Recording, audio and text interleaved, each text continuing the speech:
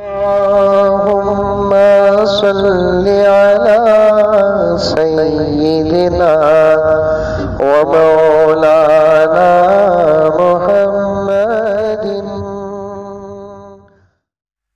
हजरत फातिमा ने अर्ज किया, या रसूल अल्लाह, अब्बा जान, मर्दों की तरह हम भी नमाज पढ़ते हैं, रोजा रखते हैं, कुरान पढ़ते हैं, आपसे मोहब्बत करते हैं, अल्लाह पर ईमान लेकर आए हैं, और हम क्यों जहन्नम में मर्दों से ज्यादा?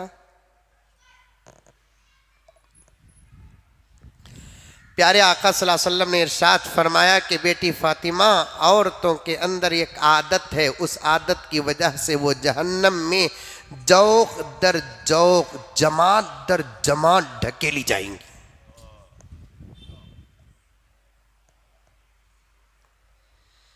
कितना अच्छा होता कि पर्दे में औरतों का भी इंतजाम होता, तो ये बातें बयान करने में बहुत अच्छा लगता।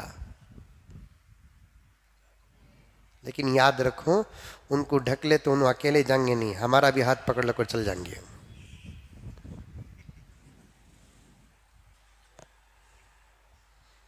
है नहीं? मौलाना उमर पालनपुरी रहमतुल्लाह अलैह ने लिखा है, एक औरत जहन्नम जाते जाते कम से कम 10-10 मर्दों को साथ लेकर जाएगी।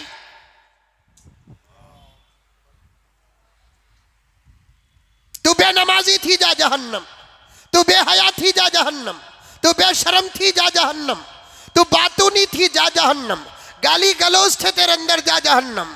अब अल्लाह से वो अर्ज करेगी, अल्लाह तू कह दिया तो मैं थी ही, लेकिन कभी मेरे बाप ने मुझे नसीहत नहीं की, मेरे साथ उसे भी भेज। कभी मेरे शौहर ने मुझे पर्दे का हुक्म नहीं दिया, मेरे साथ उसे भी भेज। मेरे भाई ने कभी मुझे डांटा तक नहीं, उसे भी भेज मेरे साथ। मेरे बेटे ने मुझे कभी उलमा के बयानात बताया तक नहीं, भेज उसे भी। खाली सिफारिश जन्नत की नहीं होगी, जहन्नम में घसीटने की भी अपील होंगे। याद रखो, याद रखो, हाफिज है तो सिफारिश करके जन्नत लेकर जाएगा, आलिम है तो सिफारिश करके जन्नत लेकर जाएगा, शहीद है तो सिफारिश करके जन्नत लेकर जाएगा। यही बातें सुन रहे हैं। बेनमाजी है तो उन्हें भी साथ में जहन्नम लेकर जाएगा, बेरोजगार है तो वो भी जहन्नम लेकर कुछ लोगों को साथ जाएगा, गुनहगार है तो वो भी कुछ लोगों को साथ लेकर जाएगा। रब्बे काबा की कसम, वाक़ियात भरे पड़े हैं। हजरत फातिमा ने पूछा, या रसूल अल्लाह सल्लल्लाहु अलैहि वसल्लम, जहन्नम में मर्दों से ज्यादा औरतें क्यों? आका ने फरमाया, तुम्हारे अंदर एक आदत ऐसी है कि जिसकी वजह से तुम जमात दर जमात जहन्नम में ढकेली जाओगी। नमाज पढ़ के भी, हाँ नमाज पढ़ के भी, रोजा रखकर भी, रोजा रखकर भी, ईमान लाकर भी,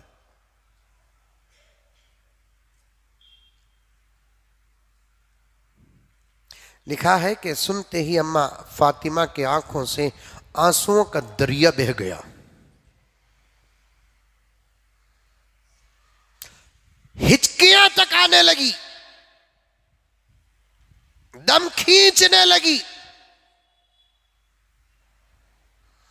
नबी की बेटी होकर इतना डर रही है। आज हमारे कौम की बेटियों को इतना डर है। अली की बीवी होकर इतना डर रही है। शहीदान इस्लाम की अम्मा होकर इतना डर रही है। जिसके शर्म, जिसकी हया, जिसके पर्दे पर इस्लाम भी नाज करता है, वो होकर इतना डर रही है।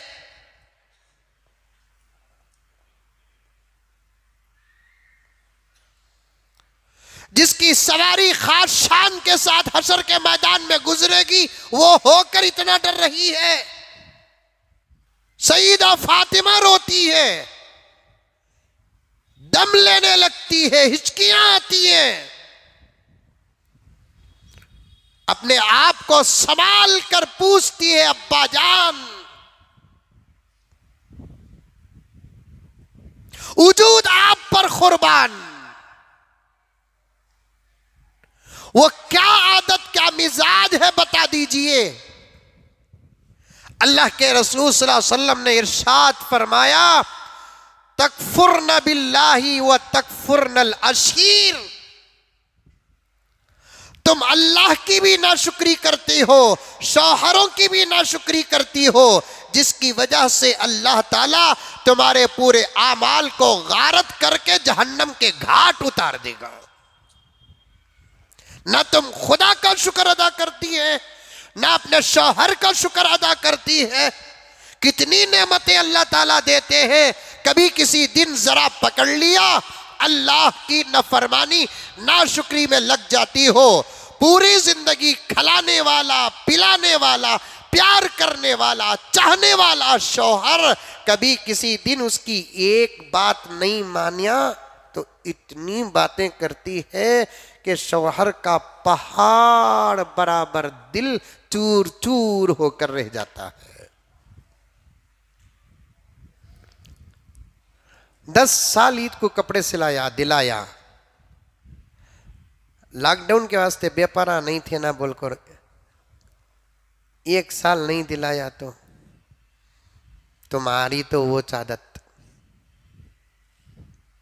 असल में गलती तुम्हारी नहीं जी, हमारे बाबा के हंक्या में मट्टी पड़ गई थी। तुम्हारे जैसे फकीर को मुझे कर को रखे ना। बोलती नहीं बोलती आज। 1 साल भी तुम्हें हंस को दिलाए, पूछे तो उतने पैसे दिए कब भी तुम्हें, इन्हें पूछती 50,000 रुपए, पूछते ही दे डालना कहते, कितने पूछते कि उतने देना कहते। क्या अंबानी के चिच्चा